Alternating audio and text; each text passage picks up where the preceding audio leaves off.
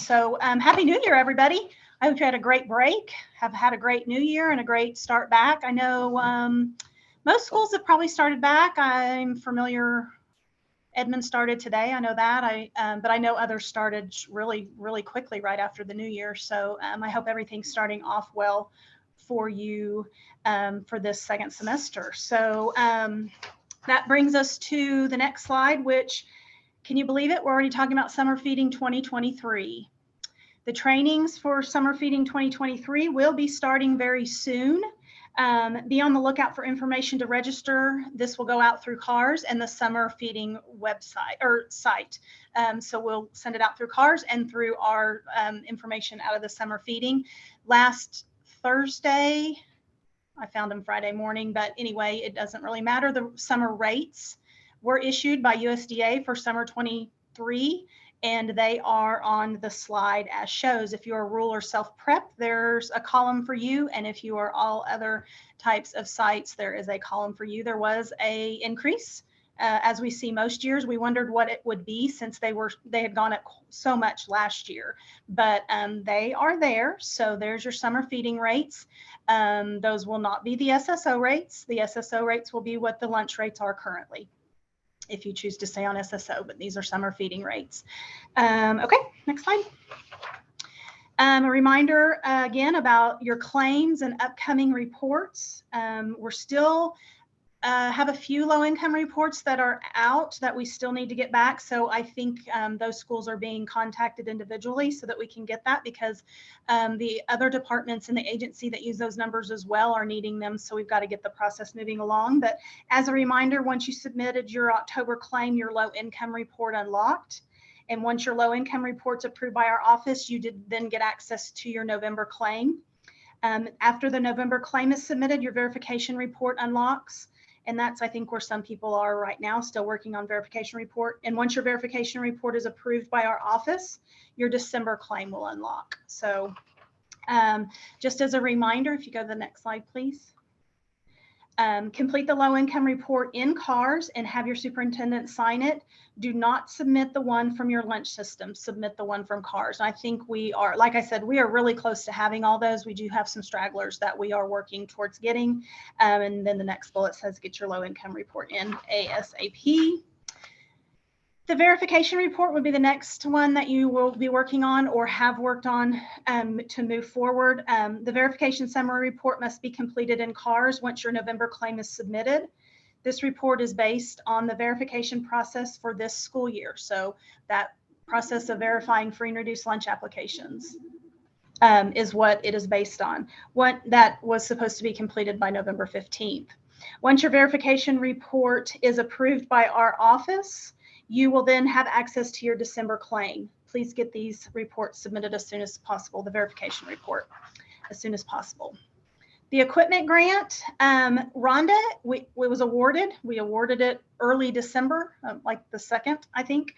So all that has gone out. Please submit the grant assurances A and B invoices, POs, my O needs to be capitalized, to Rhonda Stevenson. Her email is on the slide. It's rhonda.stevenson@sde.ok.gov. If you need to talk to her about anything, her direct line is 405-522-5159. This was anybody that got equipment grant. We need your assurances, A and B, invoices, and POs, please. Supply chain assistance round 3 will hit your state aid account tomorrow. And please keep in mind, let whoever in your district know that those are hitting in state aid, but they are child nutrition accounts, funds, and must be treated as such. And the code you are to use for that is 759. And I'm reaching for something that oh shoot, where'd it go? I was gonna get the information. That's kind of scary, it was right here. That's what happens when you clean your desk off on a Friday. I was going to get the verbiage for what is allowable and unallowable food. But again, SCA can only be used for minimally or non-processed foods. Think fruits, vegetables, frozen, fresh, canned vegetables, fruits and vegetables. Milk is a big one. It is not additional funds for the food service management company. It is for you to pay for minimally or non-processed foods.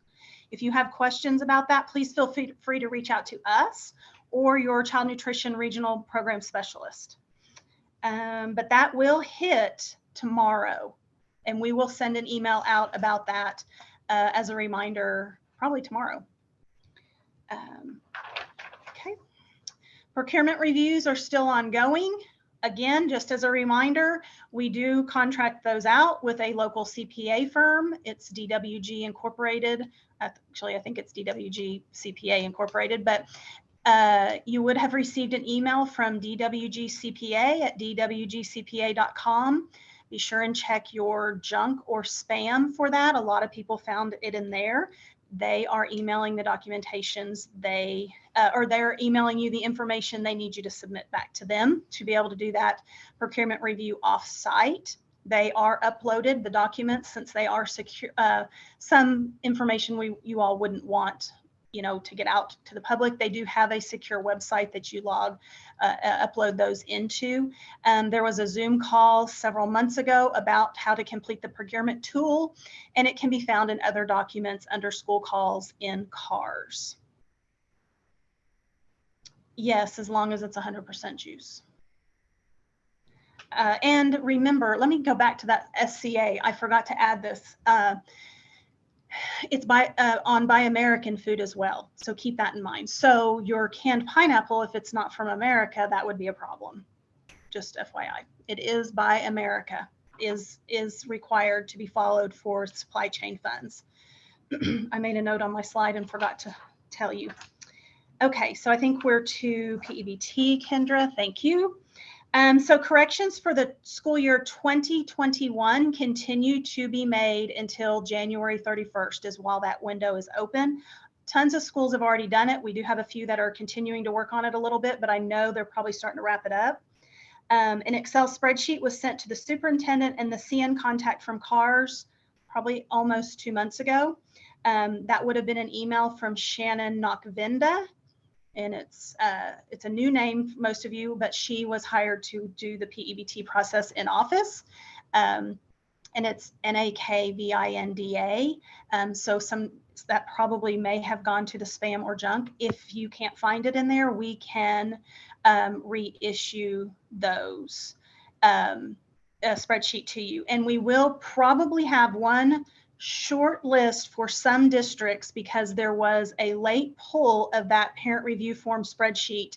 It's supposed to be done. It was supposed to be done last week, but it's probably going to be done today or tomorrow. So there'll be something else coming. We will send that information out via email. And as a reminder, we'll send something out through CARS too, if need be. We have to look at that first and kind of sort it a little bit. A quick update on PEBT for school months 21-22. I know we've gotten some calls. You guys might be getting some calls. DHS is currently, right now, as we speak, issuing school year months. So we're looking, like August, September, October, November, December, January, February, March, April, and part of May for the school year 21-22. And again, that's solely tied to free and reduced lunch status and virtual learning due to COVID. So that 21-22 is being issued right now, school year 21-22. So, and then as far as USDA did issue guidance for PEBT for this school year, what they're calling 23, Oklahoma will be participating in the summer PEBT, but that will be all. They made some changes to PEBT and included some things that were not really doable as far as data in Oklahoma. It had to do with homeschooled students and virtual academies. And because of that change and the very few students that are virtual learning due to COVID, we are only going to be doing summer of 23 at this point. That was a decision that was made recently. There will be more to come on that. You don't need to do anything right now.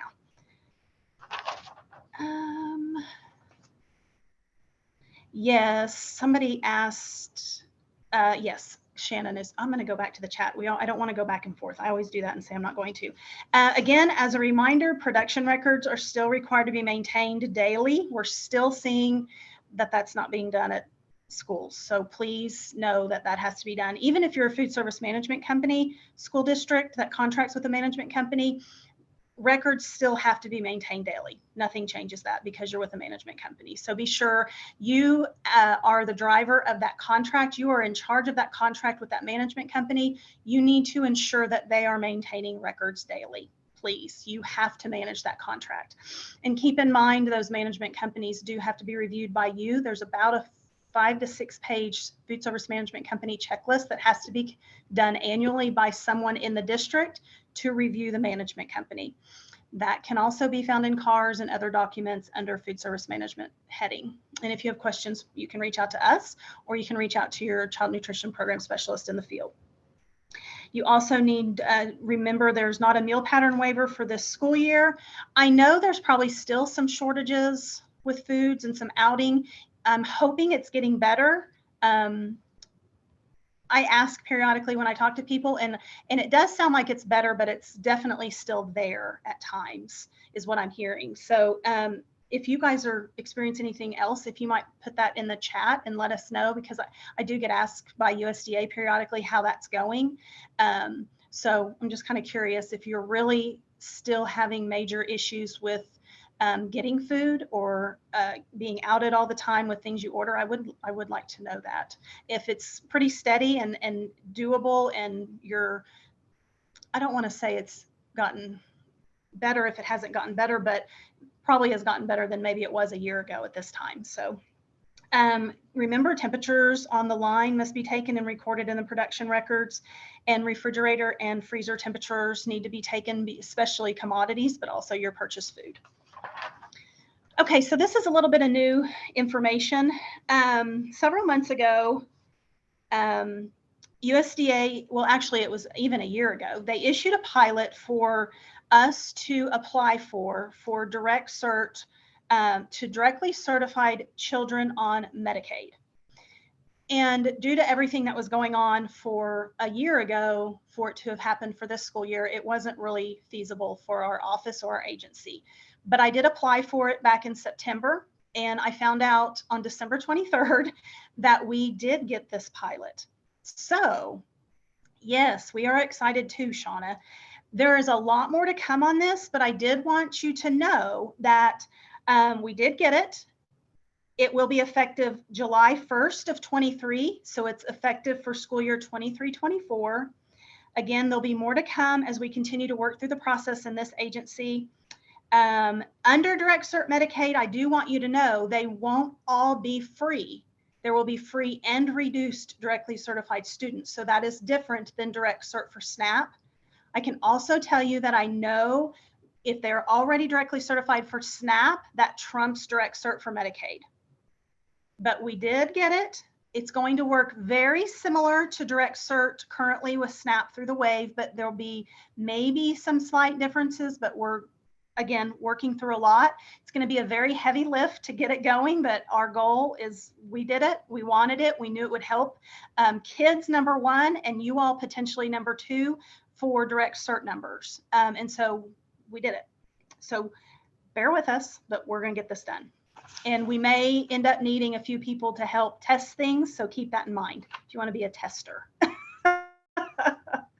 I said, number one, it's going to help kids get free meals, or reduced in this case with Medicaid. And number two, it's going to help Direct Cert numbers for you all, which is always a benefit. So the more you can Direct Cert, the less you have to deal with applications. And I do understand that. So yes, it's again, more to come, but the goal is that will be similar to work as Direct Cert SNAP through the WAVE. So anyway, yes, it will potentially help CEP percentages.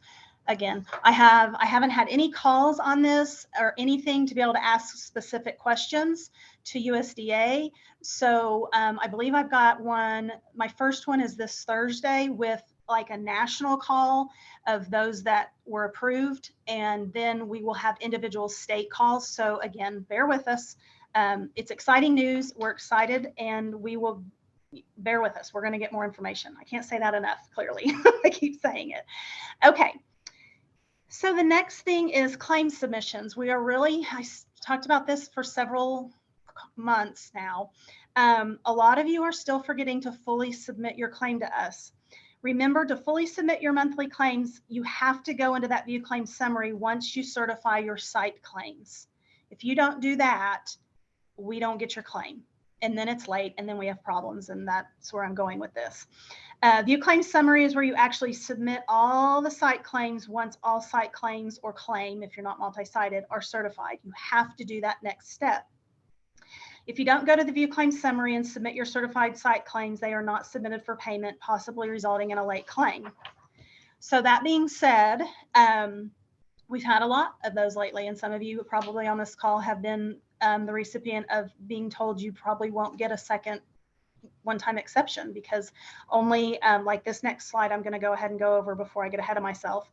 While a claim is due by the 10th of the following month, it is truly considered late when it is 60 days or more past the month you are trying to claim. USDA regulations allow one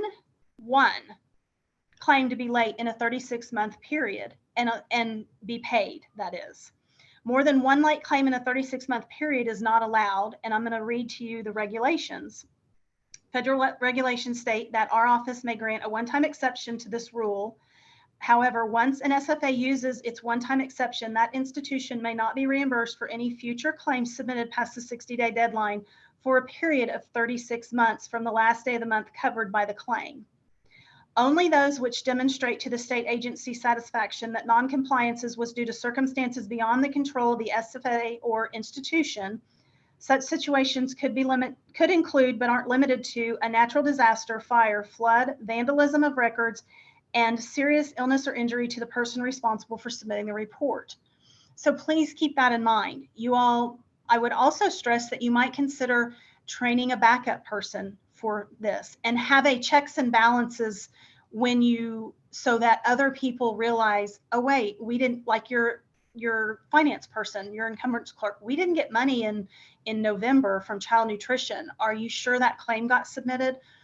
You guys need to have internal controls that help that process. We can only do so much in here. And so that's why I'm bringing this to your attention. We have regulations we have to follow. We are reviewed by the state auditor and USDA, and we can't just issue late claims, pay late claims all the time. You get one in a 36-month period. The next slide, please, is an example. And I know some of you aren't watching the PowerPoint, you're listening, but there is something new that you're going to see when you're in your site claims. There's a new column to the right that says a date when that site claim was certified. And then below that, there's a new note. And I, again, know you're not all watching this, some are listening, but it's in yellow. And it says, this claim has not been submitted. Please ensure all applicable sites are certified. And in parentheses, it says, see the certified site date column. Then click on the View Claim Summary button to submit your claim. And we've also added another statement that says, please check with your finance department on a biweekly basis that the claim has been deposited into your district's account for child nutrition monies.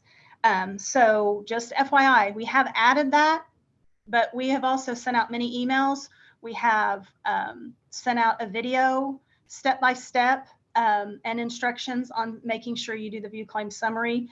We put red banners up and send emails out every month, letting you know it's getting close to 60th day. So you guys have to also have some responsibility and make sure that you've done what you need to do as far as submitting your claim. Okay, as a reminder, it's coming very quickly. Believe it or not, February 1st, we'll be here before we know it.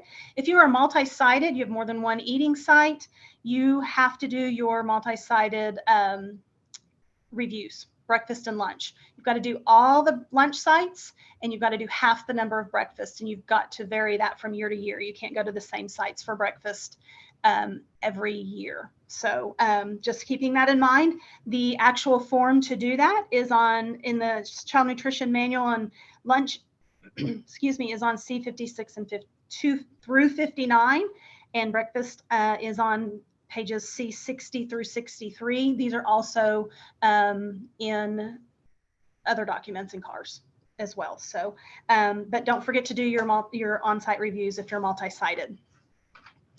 The last slide is the upcoming trainings. So there we go. We've got several coming up. I think that 8th is a mistake. I think that because we didn't have a training yesterday. So I think that one just forgot to get updated. You're right. It's actually tomorrow. You're right. Tomorrow. Okay. So it's January 10th. So at 1. So, and that's for CACFP meal patterns. We've got our food service management company training coming up on January 24th. That will be offered in person as well as Zoom. Offer versus serve on Thursday of this week. Next week, we've got production records, and that's school production records, right, Kendra? Yes. Okay. I figured it was. I just want to make sure. The next school call, oh, darn, that didn't get updated, is February. No, I did it. I got it. I remembered. February 9th, 13th. Yep. It's on the slide. I don't have the update. Sorry, my fault. My slide's not updated. So that one is February 13th at 1:30 is the next school call. So, okay, I'm going to go scroll up to the chat and get some questions answered. So give me just a second to get where I need to be. Edgar threw into the chat the link for SCA allowable and unallowable foods. Carry canned fruit is allowed and vegetables are allowed as long as they are processed and produced in USA. So looks like we replied to one. Shannon Knockvinda is the PEBT contact. She is out this week. I can tell you her husband is currently in surgery. So she will be out this week. So give a little bit of grace there, please, as she, I think she will probably be checking some emails periodically while she's off, but she will mainly be off this week. So the changes for PEBT, the correction window closes on January 31st, basically at the end of the day for that. Dun, dun, dun.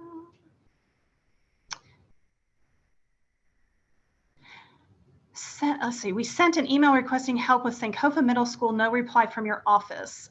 Judith, can you email me and let me know who you talked to or tried to reach out to, please? I'm going to put my email in the chat. Thank you. Sorry, it jumps. I have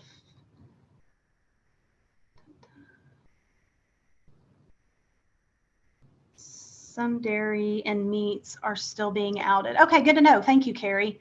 Okay, so no eggs. Well, I think eggs are just an issue everywhere right now. Besides the cost, I think it's a little bit of a struggle to get them. I did buy eggs at Crest yesterday and knew going in that they were going to be expensive, and they were. So, wow, no processor turned in bids for commodity processing for any eggs and egg products like French toast. Oh, goodness. Wow. That's unfortunate. Oh, what happened? There we go. Okay, prices are still high. Lettuce went up to, over $100 a case. Wow. Okay, that was Shauna's response to PEB or to the pilot, which yeah, we're excited to. Dairy and whole grain hamburger buns still unavailable. Okay, thank you for putting that in there. Okay. That was come through the wave. Oh, that was regarding the direct cert for Medicaid. Yeah, the process hopefully will work very similar, if not just like direct cert. Yes, I think I answered this. CEP will help. I'm sorry, direct cert Medicaid will help CEP percentages. More to come on that though, because we won't have that data until July, and typically you have to use April data. So again, more to come on that. I'm hoping to get answers on those webinars that I'm going to be having here very soon about Medicaid for PEBT. Not PEBT, my gosh, Medicaid, direct cert for Medicaid. I haven't engaged my brain this morning. Clearly it's a Monday. Let's see. I'm still waiting for my verification report to be approved. to do the December claim. I was late submitting due to illness, so I figure it's the bottom of the pile. Yes, because they are approved in the order they come in. So if it was a little bit later, it could be that, but they are working diligently on getting all those approved. So thank you for your patience. Oh, as the next one said, Becky, thank you. Yes, the DUNS and UEI tend to be an issue, so keep an eye on that at all times, and make sure you're doing renewing those in a timely manner, because we do hear that those are tending to hold things up at times.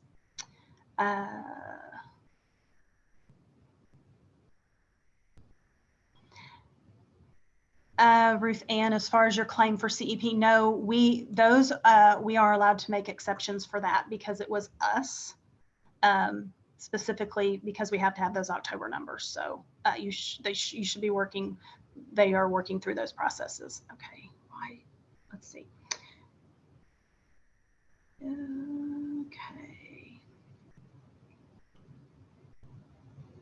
Now, if you are waiting on October 1 numbers because of CEP, that we will work with those as far as late claims. Yes, it does apply on DUNS though. Yes. And we have clarified that with USDA. So yes, it does. If I see a red banner on cars, is that just for our school? No. The red banner is for everybody when they log on. Everybody sees the red banner on the claims or application side. Okay, Edgar answered that. Becky answered that too. Do you have to do the multi-site if you are CEP? Yeah, yes. If you are multi-sited, whether you're CEP, provision, or traditional counting and claiming, you do have to do the on-site reviews. Yes, everybody does. Yes, red banners, message for all districts. Can you go back to the on-site review slide? There it is. It's on the screen right now. And then Kendra said, even if you're multi-sited, yes, she answered that as well. Yes, the PLE tool is available on cars. Is there a link to print the slides? The slides and the presentation, this video will be on cars by typically the next day. So sometime tomorrow, we have to send it to get closed caption put on it. So it will be ADA compliant. And then we are able to post things once we have that. So yes, they're always posted on cars about the next day. Typically it's till the next day. They wait for this recording, then it's sent, and we have some processes we have to go through in here.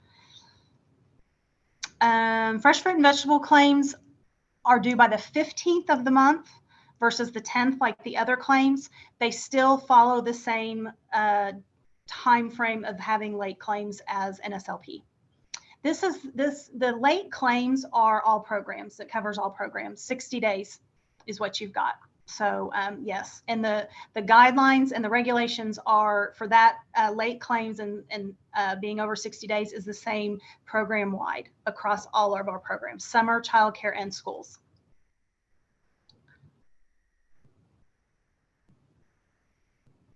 Somebody correct me if I'm wrong, but the verification, that just has to be certified. That's not signed by the superintendent. That's just certified through CARS. It's done in CARS and it's saved and submitted and certified. Correct. That's what I thought. I just didn't think I missed anything there. I don't want to give any wrong information. Whole grains are being shorted through Cisco. Oh, okay, interesting. So there's still a little bit of a struggle with whole grains. Okay.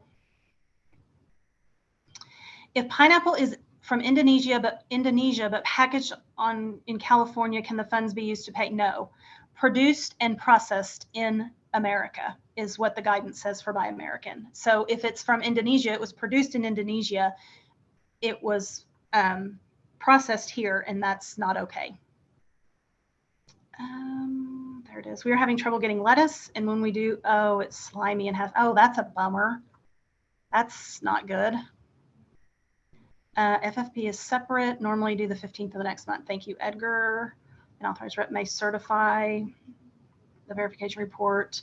It does not need to be superintendent. Okay, on the summer feeding, are we going back to normal or continue like we have the past several years? No, No, summer feeding was, will be back to normal this summer. No parent pickup. It'll be congregate. It'll be on site, all of that. Actual summer feeding program, SFSP, was that way last year. At the very last minute, if you'll remember, they did allow SSO to do some pickup, but that will not be the case this summer. No. I spent one whole morning at the courthouse trying to get info they needed. Thank you. I'm not sure, Lori, what that is pertaining to. Canned fruits and veg in US are good. That is correct, Carrie. Canned, fresh, frozen, canned, and dried fruits and vegetables produced and processed in the US are fine to use your SCA money for, which you're getting some more tomorrow. Don't forget, make sure they move that money from state aid to child nutrition. Oh, on the DUNS. Okay. I kind of wondered if that was it, Lori. Thank you. Okay. So we are at the end. Yes. SCA money can roll over till it's gone. Yes. Yes, yes, yes. So can emergency operating money that was issued well over a year and a half ago. Yeah. So if you have PEBT money, that can only be used for PEBT.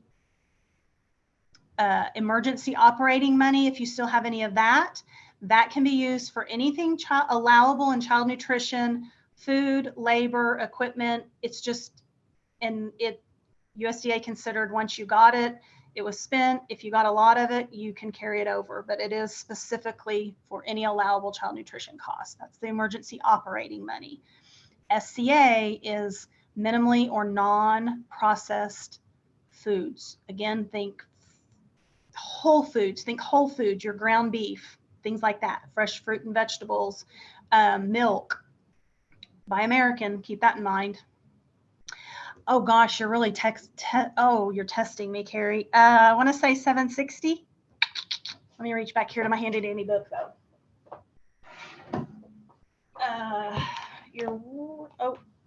My computer's on my book.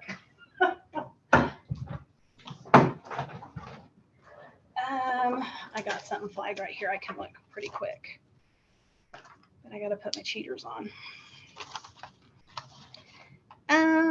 Emergency. Oh, where'd it go? I think it's 762. 762 for NSLP. 760 is actual. Okay, yeah. If you have emergency operating money for school breakfast and school lunch, it's 762. If you're a school that operates at risk and you got it through that program as well, it's 761. Okay. No, you're fine, Carrie. Just giving you a hard time. Okay, so we're at the end of the chat. I'm not going to keep you for no reason. Do you guys have anything else? I'm hopefully might have a little bit more information about the Direct Cert Medicaid the next call, because I will have had some webinars with USDA to be able to get some questions answered. And we are, like I said, working through those processes here. It might be a little bit longer than that, but I'm excited for it. I'm glad you guys are excited for it too. Okay. If you all have anything else, please reach out to us here in the office, or you can always reach out to your regional child nutrition program specialist in the field. And you guys have a great rest of your month, and we will plan on seeing you on February 13th for our next school call. I'm not anticipating anything really new that we would need to get with you before that, but always check your emails, check CARS. That's how we communicate with you. Please keep checking on that. If you need anything from us, we're here for you. Thank you all for everything you do and continue to do, and we'll plan on seeing you guys in February. Have a great rest of your week. Bye, everybody.